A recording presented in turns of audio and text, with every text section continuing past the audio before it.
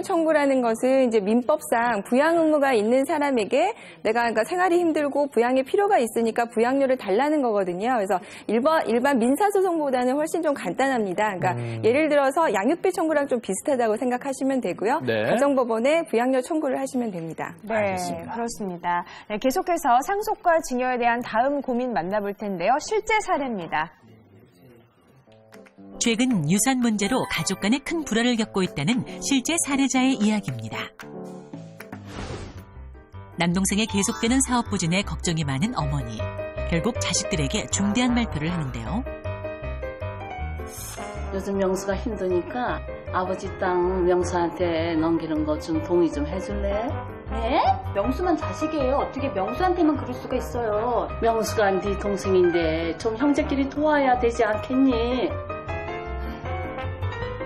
그게 엄연히 아버지 명으로 돼 있는 거고 아버지 생각은 또 내 자녀한테 어떻게 미칠지 모르는 건데 협의 없이 처분 자체도 어머니가 독단적으로 이렇게 하시는 것도 좀 아니라고 생각을 했었고 어머니 1차적으로 일단 동의부터 해달라고 얘기를 하시는 게 그래서 좀 많이 서운했던 거고 그런 부분에서 좀 양속한 면이 없진 않았죠.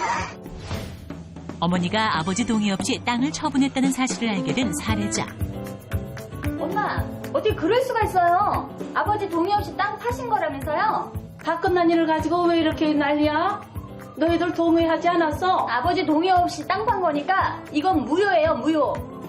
결국 사례자는 어머니와 큰 신랑이까지 벌이게 되는데요. 땅의 명의자인 아버지가 버젓이 살아있는데도 아무런 동의 없이 진행돼 갈등을 빚고 있는 유산 문제. 모든 걸 무효화할 순 없는 걸까요? 자, 실제 상황에서 충분히 일어날 수 있는 일인데 그 화면의 사례자께서는 어머니 성화에 못 이겨서 억지로 땅을 처분하는데 동의는 일단 하셨어요. 근데 네. 지금은 좀 번복하고 싶은 마음이 있으시거든요. 네. 사례의 경우를 보면은 그러니까 원칙적으로는 자녀들은 거기에 동의할 권리가 없습니다.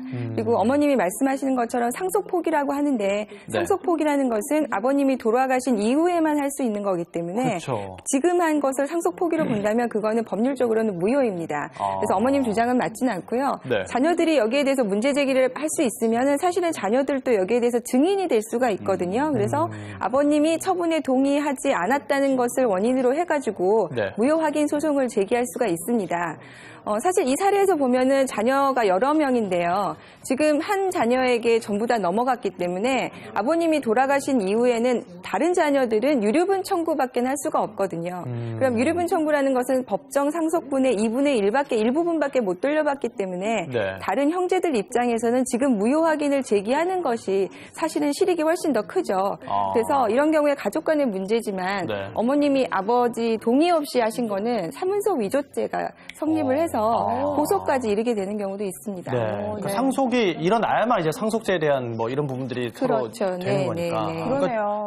취소를 하실 수도 있긴 있는 거예요. 지금은 그러면? 그렇습니다. 그래서 네. 일단 남이면 처벌까지도 가능한 일인 거잖아요. 네. 그러니까요. 예. 사실 근데 궁금한 게 땅의 명의자는 일단 아버지인데 아직은 그래도 의사 표현을 하실 수 있다고 되어 있었잖아요. 근데 네. 어머니 마음대로 그렇게 처분을 하는 것 자체가 가능한가요? 그러니까 그게 원칙적으로는 가능하지 않은데 사실은 이제 뭐 아시겠지만 아버님이 병원에 가시면 인감도장 뭐 이런 필요한 통장 이런 것들은 다 어머님한테 맡겨놓고 그럴 수 가시잖아요. 있죠.